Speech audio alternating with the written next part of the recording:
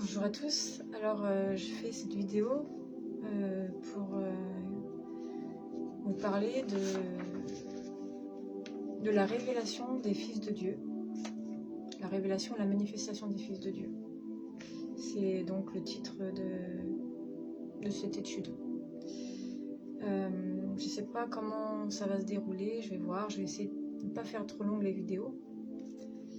Donc il se peut que je le fasse en plusieurs fois. Donc c'est un petit peu improvisé, hein, un peu beaucoup d'ailleurs. J'ai juste fait une petite intro, et vraiment sommaire. Donc on va commencer par le commencement. Hein. Donc pourquoi ça? Parce que c'est important, parce que ça nous concerne tous. Ça concerne beaucoup de choses, ça concerne la création tout entière. Donc ça concerne tout le monde en gros. Et surtout les fils de Dieu. Donc voilà. Donc pour moi, tout a commencé il y a 15 ans environ avec la lecture de l'apôtre Paul aux Corinthiens, avec le verset que voici. Car toutes les fois que vous mangez ce pain et que vous buvez votre coupe, vous annoncez la mort du Seigneur jusqu'à ce qu'il vienne, ou jusqu'à son retour. Et quand j'ai lu ça, je n'ai pas compris, j'ai pensé que c'était une erreur. Parce que non, moi depuis que j'avais reçu le témoignage de Jésus-Christ, il est vivant, il n'est plus mort. Donc comment se fait-il que j'annoncerai sa mort jusqu'à son retour? Et ça m'a troublée, donc je me suis dit, il y a une erreur dans ma Bible. Donc je suis allée sur Internet et j'ai regardé les autres versions, et même aux traductions en anglais notamment. Et là, non, il y a bien marqué jusqu'à son retour, jusqu'à ce qu'il vienne. Alors, j'étais moins troublée parce que je comprenais à l'intérieur de moi-même, je comprenais en esprit qu'il y avait des révélations à cela. Voilà. Mais j'ai pas plus... ça, c'était il y a 15 ans, 16 ans, c'était au début de ma marche avec Dieu, quoi. Peut-être 1 an et demi, 2 ans. J'avais jamais fait attention, en fait, à ce passage. Et d'ailleurs, quand je le lis aux gens, souvent, la plupart du temps, les gens font pas attention à ça, en fait. Et c'est quand je leur parle, ils disent « Ah ouais, en effet, c'est bizarre. » Oui, donc il y a une révélation dans le verset qui est très profonde et qui nous concerne, qui concerne le Seigneur, mais qui nous concerne nous tous et qui concerne toute la création. Donc voilà. Et quelques années plus tard, donc dans les années 2018-2019, sans vraiment chercher, mais tout simplement dans la méditation de la parole de Dieu, à travers les Écritures, mes yeux s'ouvrent sur 3 autres passages que sont Jean 14 verset 19, Romains 8 et Colossiens 3. Et c'est sur ces 4 passages que je vais m'appuyer pour cette étude, la révélation des fils de Dieu. Et s'il y en a d'autres, eh bien il y en aura d'autres, tant mieux. Voilà, donc tout d'abord, j'aimerais donc commencer par le commencement de toute chose, le commencement des commencements, et qui est cet admirable agneau de Dieu, ce magnifique agneau de Dieu, car tout se rapporte à lui, tout. La Bible nous dit que tout a été fait par lui, pour lui et en lui, tout. Donc la révélation de l'agneau, lui, il est mystère et sagesse de Dieu depuis les temps éternels. Il est prédestiné avant les siècles pour notre gloire, dira Paul. Pour notre gloire. Donc sa révélation est aussi notre révélation. Vous comprenez? La révélation des fils de Dieu, c'est lié à la révélation de l'agneau de Dieu. Donc Pierre dira, donc dans le premier épître, il dira: vous savez en effet que ce n'est point par des choses périssables, argent ou or, que vous avez été rachetés de la vaine manière de vivre, héritée de vos pères, mais par le sang précieux de Jésus-Christ, comme d'un agneau, sans défaut et sans tache. Il a été désigné d'avance, avant la fondation du monde, et manifesté à la fin des temps. L'Apocalypse, qui est le livre par excellence de l'agneau. C'est le livre de la révélation. Et c'est là que nous est révélé l'agneau de Dieu. Et il nous est dit en Apocalypse 13, verset 8, je crois, oui c'est ça.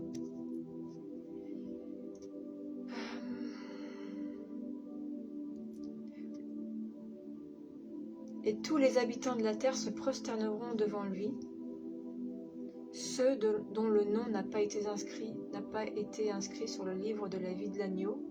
Et là on apprend l'agneau immolé dès la fondation du monde, dès avant la fondation du monde. On voit qu'il nous avait été donné avant la fondation du monde. On vient de le lire dans Pierre, on vient de le lire dans l'Apocalypse, le livre de la révélation de Jean.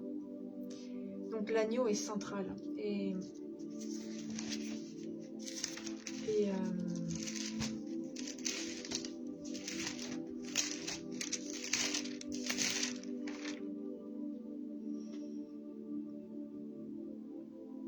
voilà,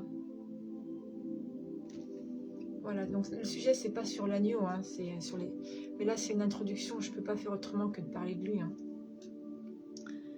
Et donc le même auteur du livre de la Révélation, de l'Apocalypse, c'est Jean qui dit, dans l'évangile de Jean, qui dit voici l'agneau de Dieu qui ôte le péché du monde.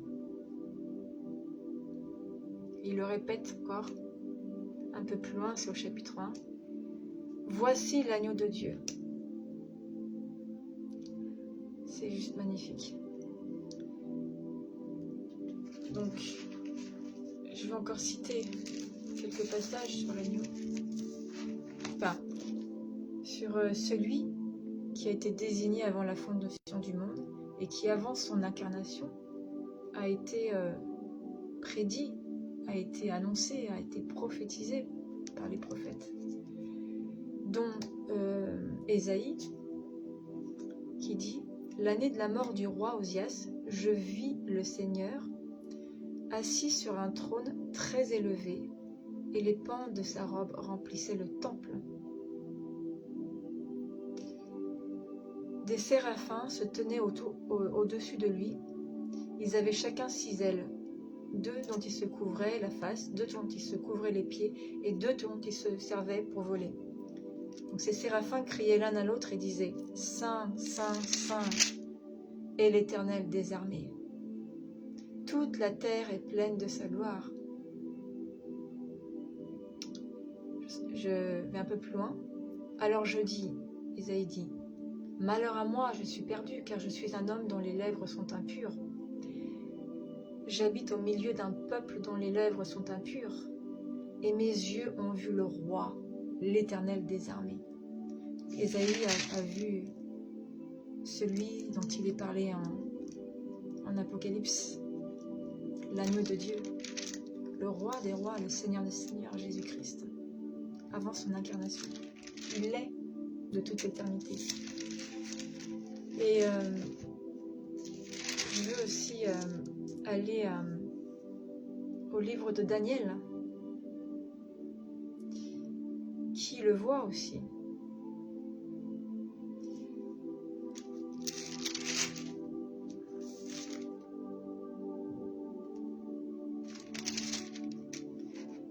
Je levai les yeux, je regardais, et voici un homme vêtu de lin, et ayant sur les reins une ceinture d'or d'Ouphaz. Son corps était comme de chrysolite, son visage comme l'aspect de l'éclair, ses yeux comme des flammes de feu, ses bras et ses pieds comme l'apparence du bronze poli, et le bruit de ses paroles comme le bruit d'une multitude.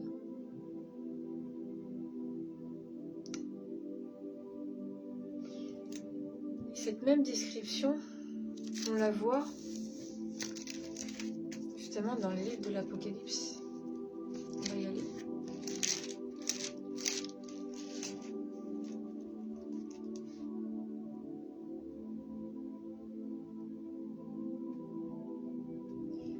Alors,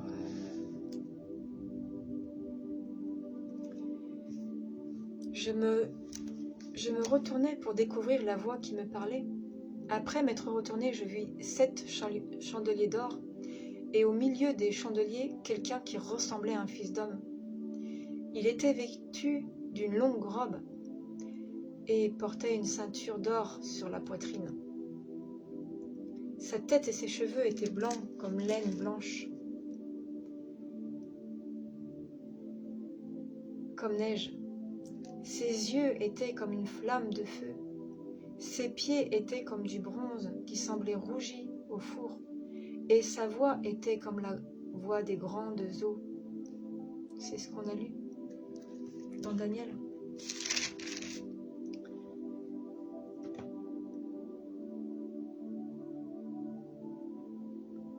Et j'ai envie d'aller un peu plus loin dans le livre de la Révélation, au chapitre 5.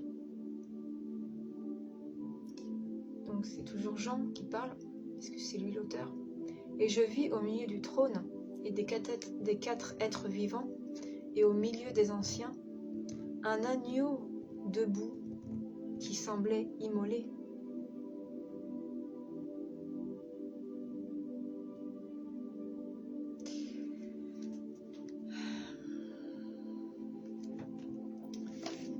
Et maintenant, nous allons à Ésaïe 53.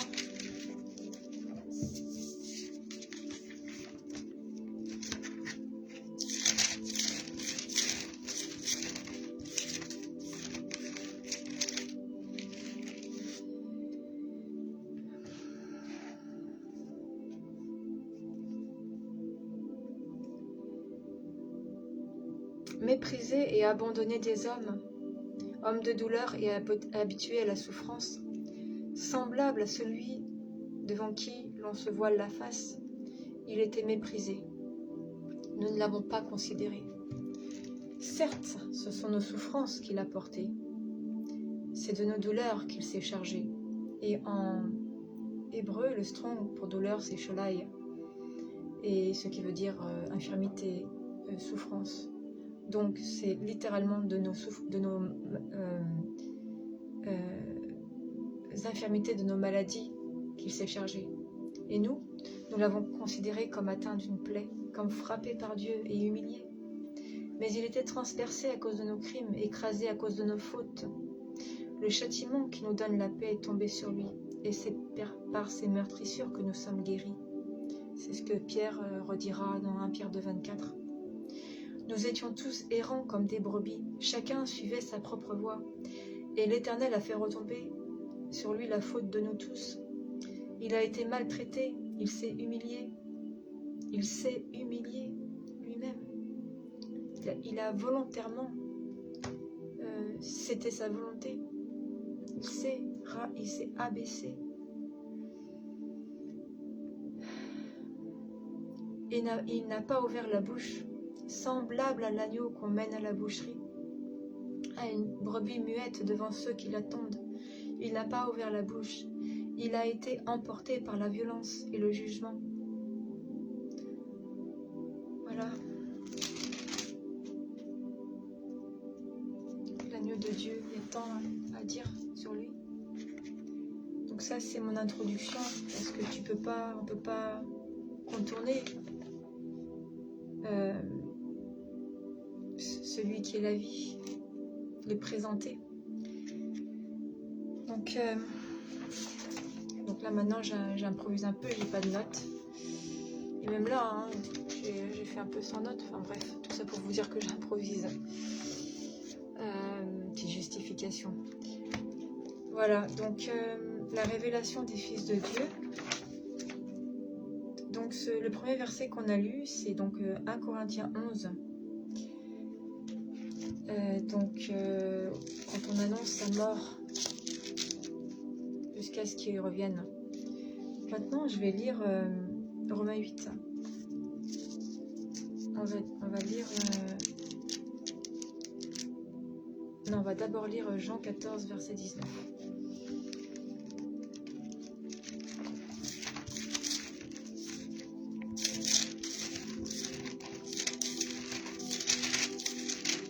Jean 14, verset 19. Il faut savoir que dans le contexte, Jésus parle à ses disciples et en fait, il leur dit qu'il va aller rejoindre son Père. Et là, dans le verset 19, il leur dit « Encore un peu de temps, et le monde, retenez bien, et le monde ne me verra plus, mais vous me verrez, parce que moi je vis, et que vous aussi, vous vivrez. » On va lire Romains 8.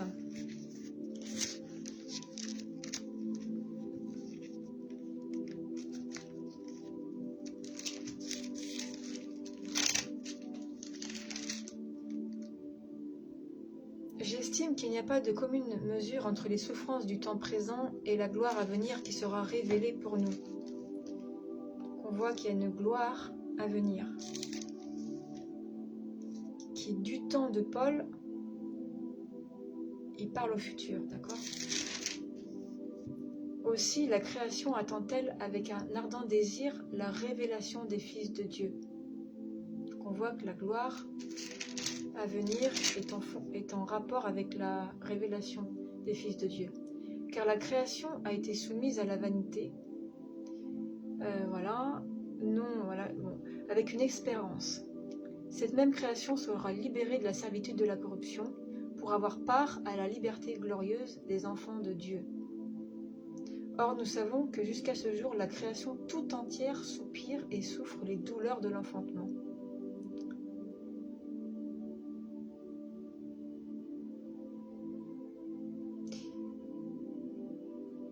Et c'est ça, c'est dans un contexte de rédemption des corps. Vous pouvez le lire plus loin. Même on va le lire bien plus. Nous aussi, qui avons les prémices de l'esprit, nous aussi, nous soupirons en nous-mêmes en attendant l'adoption, la rédemption de nos corps, de notre corps.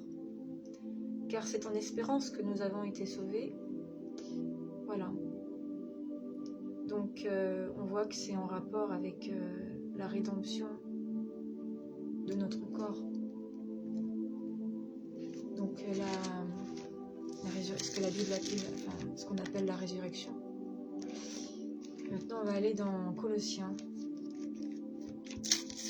3.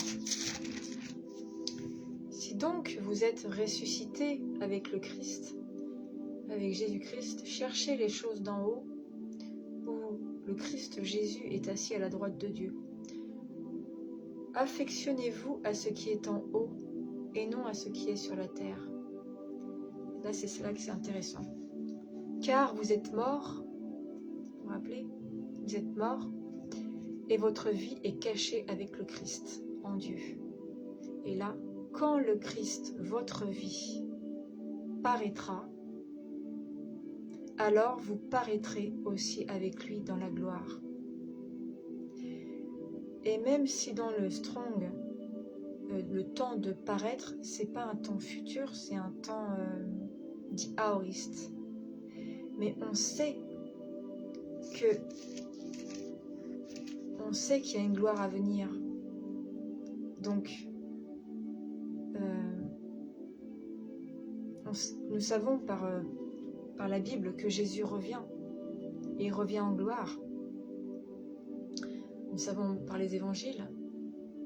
Nous le voyons dans l'Apocalypse, dans le livre de la Révélation. Ça est dit dans les Actes. Acte 1. Ils l'ont vu s'élever au ciel entouré de nuées. Et il est écrit qu'il reviendra comme il est monté au ciel, il reviendra poser ses pieds sur le mont des Oliviers. Donc, il y a une apparition de Jésus-Christ qui est liée, il y a une révélation de Jésus-Christ au monde qui est liée à la révélation des fils de Dieu. Alors, je voudrais tout simplement mettre en évidence le lien qu'il y a entre ces 4 passages que vous pouvez reprendre. Donc 1 Corinthiens 11, verset 26, Jean 14, verset 19, Romains 8 qu'on vient de lire, et Colossiens 3, le verset 2 et 3.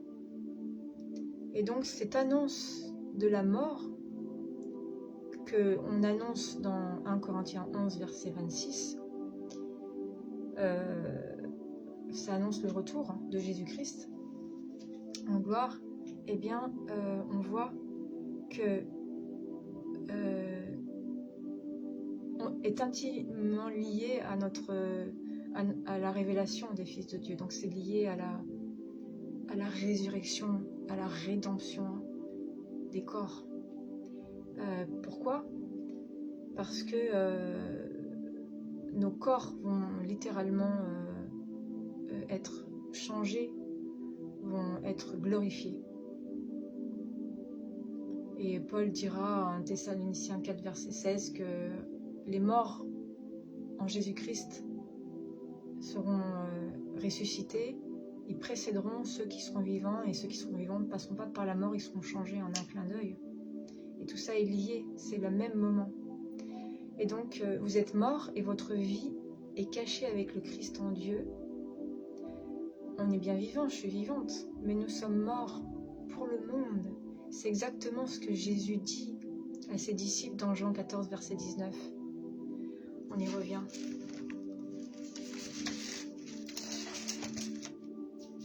Il leur dit: encore un peu de temps et le monde ne me verra plus, parce qu'il sera mort pour le monde, bien que vivant. Mais vous, vous me verrez, parce que moi je vis, et que vous aussi vous vivrez. Donc, cette mort qu'on célèbre avec le pain et le vin, en fait, annonce le retour de Jésus, annonce ce que Paul parle dans Colossiens 3, que nous sommes morts aussi avec Jésus et que notre vie, elle est cachée avec lui en Dieu. Et quand le Christ paraîtra, alors le monde qui le croit mort et qui dit que tout ça ce n'est que baliverne et foutaise, excusez-moi, eh bien verra, le monde verra, tout l'univers verra, toute la création verra. Tous ceux qui l'auront rejeté le verront. Et la Bible nous dit que toute langue confessera, et tout genou fléchira devant le roi des rois, le Seigneur des seigneurs, et toute langue confessera que Jésus, le Christ, est Seigneur. Ce jour tant attendu par toute la création, mais ce n'est pas seulement la création, je pense, c'est ce que je pense. Je le pense parce que c'est ce que la Bible, c'est ce que je comprends aussi de la Bible, c'est que la création ne concerne pas la création terrestre seulement, mais elle concerne la création céleste. Parce que la Bible dit que nous avons été créés à l'image de Dieu. L'image de Dieu. Et nous avions comme perdu cette image alors que nous avions rejeté la parole de Dieu et nous avons plutôt écouté une voix étrangère à la sienne. Et l'esprit a quitté l'humanité.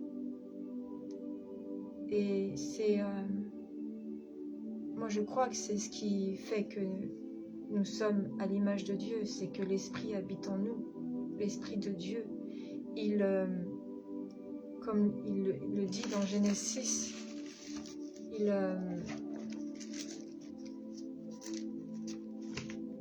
discute avec nous, enfin, c'est pas dit comme ça, mais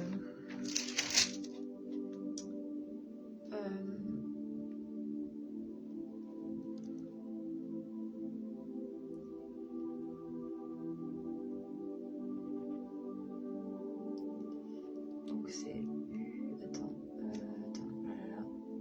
c'est mon esprit, enfin, l'Éternel dit, mon esprit ne restera pas toujours dans l'homme, mais on peut aussi comprendre, mon esprit ne contestera pas toujours dans l'homme pour le défendre de lui-même. Enfin, l'Esprit de Dieu habite véritablement, l'Esprit de Dieu, l'Esprit de Dieu, Dieu habite dans l'homme. Il habitait et il a quitté en Genèse 6 et il a été restauré avec Jésus-Christ. Une fois qu'il s'en est allé au Père, il a envoyé l'Esprit. Et donc l'homme a été recréé à l'image de Dieu, à l'image de Jésus-Christ qui est Dieu. Puisque Jésus-Christ est l'image du Dieu invisible, il nous est dit dans la Bible. Il est le rayonnement aussi, dans l'hébreu, il nous est dit qu'il est le rayonnement de Dieu. Donc cette image est restaurée. Et j'ai un petit peu divergé, je ne sais plus pourquoi je vous ai parlé de ça, mais c'est pour dire que ces 4 versets, donc on revient à la révélation des fils de Dieu, elle se fera effectivement quand le roi des rois apparaîtra à nouveau. Parce que l'agneau, il est venu pauvre, humble. Il n'attirait pas les regards, comme il est dit dans Ésaïe. Ésaïe 53, il n'avait rien d'éclatant. Il est venu comme un simple homme.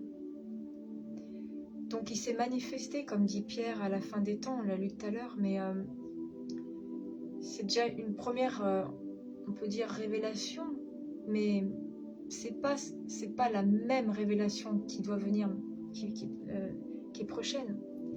Là, il est venu et tout le monde ne l'a pas vu. Et de son vivant, plusieurs ont cru à son témoignage que c'était celui qui devait venir et qui était là pour sauver le monde. Mais le monde ne l'a pas vu. Il n'était pas révélé au monde. Et en fait, toute la Bible, on voit qu'il y a une progression dans la révélation. Ça va de révélation en révélation, de gloire en gloire. Et c'est par la foi qu'on le voit. C'est par la foi que je le vois aujourd'hui, que mes yeux le voient. Certes, il peut se révéler, il peut apparaître comme il est apparu à Daniel, comme il est apparu à Jean, comme il est apparu au prophète Ésaïe, comme il est apparu à plusieurs, comme il apparaît à tellement de gens aujourd'hui.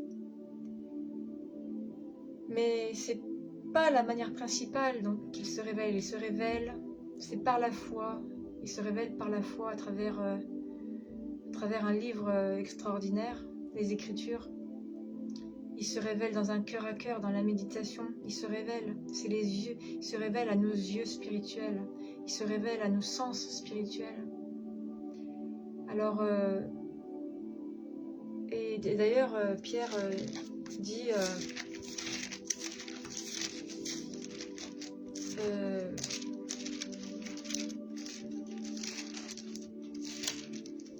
il dit, c'est magnifique.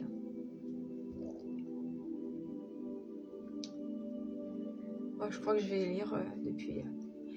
Béni soit le Dieu et le Père de notre Seigneur Jésus-Christ, qui, selon sa grande miséricorde, nous a régénérés par la résurrection de Jésus-Christ d'entre les morts, pour une espérance vivante, pour un héritage qui ne peut ni se corrompre, ni se souiller, ni se flétrir, et qui vous est réservé dans les cieux, à vous qui êtes gardés en la puissance de Dieu par la foi, pour le salut prêt à être révélé dans les derniers temps. Et donc, Pierre parle de temps futur. Vous en tressaillez d'allégresse, quoique vous soyez maintenant pour un peu de temps, puisqu'il le faut, affligés par diverses épreuves, afin que votre foi éprouvée, bien plus précieuse que l'or périssable, cependant éprouvée par le feu, se trouve être un sujet de louange, de gloire et d'honneur, lors de la révélation de Jésus-Christ. La révélation de Jésus-Christ, elle est à venir encore. Elle est à venir parce qu'il va paraître au monde, comme on vient de le lire dans Colossiens 3. Lorsque votre vie paraîtra, lorsque Jésus-Christ paraîtra, votre vie vous paraîtrez. Vous voyez? Donc cette révélation de Jésus-Christ à venir. Et vous l'aimez sans l'avoir vu, sans le voir encore, vous croyez en lui et vous tressaillez d'une allégresse indicible et glorieuse, en remportant pour prix de votre foi le salut de vos âmes. Je lis un peu la suite parce que c'est magnifique. Les prophètes qui ont prophétisé au sujet de la grâce qui vous était destinée ont fait de ce salut l'objet de leurs recherches et de leurs investigations. Ils se sont appliqués à découvrir à quelle époque et à quelles circonstances se rapportaient les indications de l'Esprit de Christ qui était en eux et qui d'avance attestait les souffrances de Christ et la gloire qui s'ensuivrait. Donc, Jésus-Christ revient et son apparition au monde, sa révélation au monde, cette fois-ci ne sera plus cachée, ne sera plus dans une manière pauvre, un agneau abattu, un agneau qui a été abattu à la boucherie, comme on l'a lu, comme quelqu'un sans éclat. Mais il va revenir en gloire, entouré de nuées. Et ce jour-là, les fils et les filles de Dieu seront révélés avec lui. Nous serons révélés avec lui. Et ce qu'attend toute la création. Et pas seulement, je crois, alors, ouais, je vais t'éloigner, pas seulement, je crois, la création terrestre, mais je crois toute la création céleste aussi. Je vais vous lire ce passage. C'est donc dans Paul, Éphésiens 3. À moi, le moindre de tous les saints, cette grâce a été accordée d'annoncer aux païens comme une bonne nouvelle la richesse insondable du Christ et de mettre en lumière la dispensation du mystère caché de toute éternité en Dieu, le Créateur de toutes choses. Ainsi, désormais, les principautés et les pouvoirs dans les lieux célestes connaissent par l'Église, c'est-à-dire l'assemblée, je préfère le mot assemblée, l'assemblée des saints. Donc tout cela, les principautés, les pouvoirs dans les lieux célestes connaissent par l'assemblée la sagesse de Dieu dans sa grande diversité, selon le dessein éternel qu'il a réalisé par le Christ Jésus notre Seigneur. Donc, nous sommes créés à l'image de Dieu. Nous, la création terrestre et humaine, nous sommes l'homme, l'humanité, nous sommes créés à l'image de Dieu.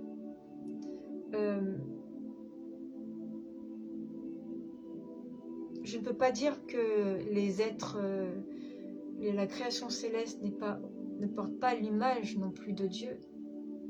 Mais en tout cas, ils plongent leur regard, comme on le voit aussi dans l'épître de Pierre, ils plongent leur regard, ils nous regardent. Il y a plein de passages dans la Bible qui disent qu'on est regardé. On appelle d'ailleurs les anges les veilleurs, ils nous regardent. Et là, on vient de lire qu'ils connaissent, c'est-à-dire qu'ils nous regardent, ils nous regardent vivre. Maintenant, ils connaissent par nous la sagesse de Dieu dans sa grande diversité. Donc les témoins de Jésus-Christ, nous exhalons la sagesse de Dieu, nous exhalons,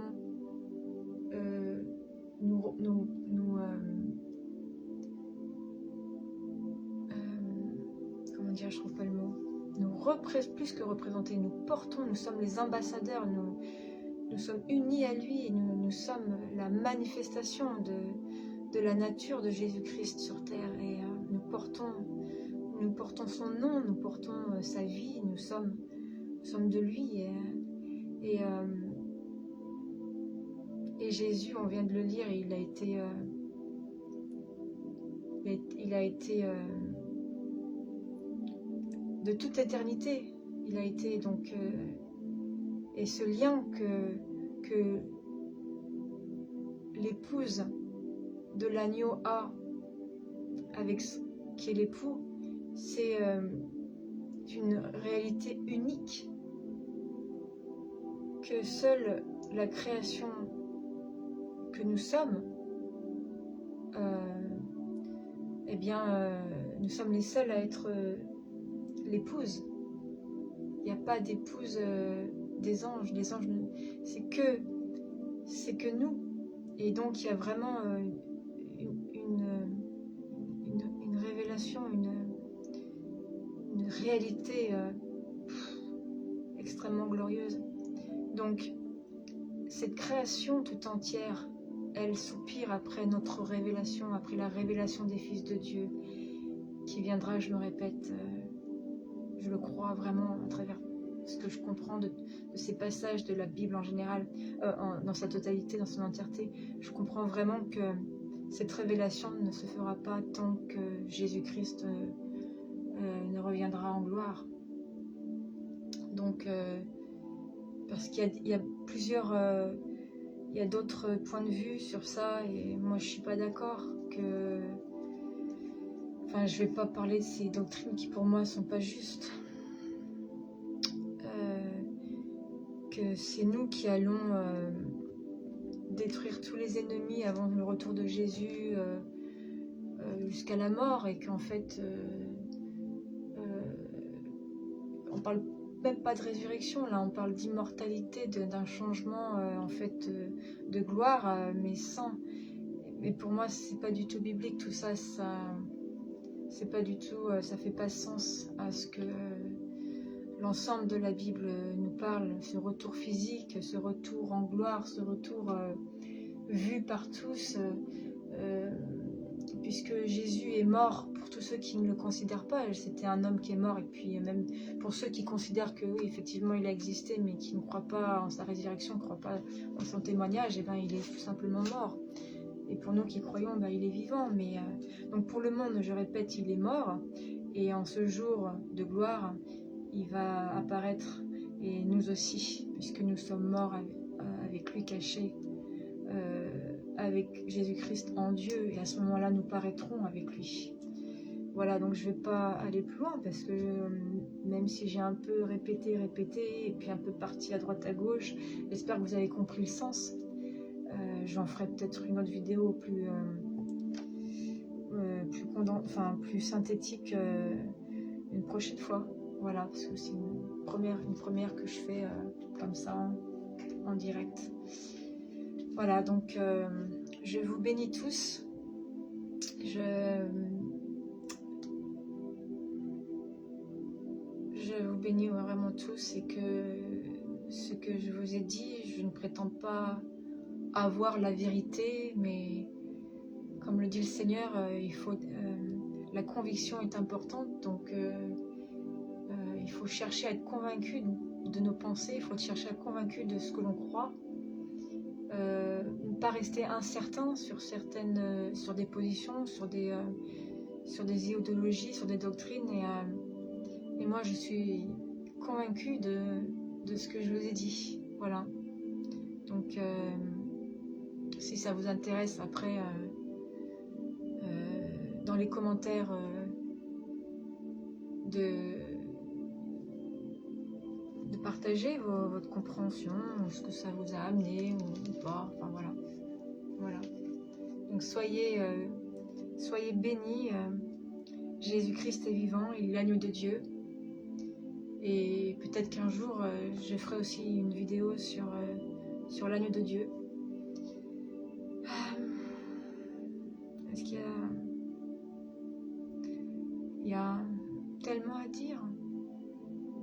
La Bible en parle, mais il y a tellement à apporter à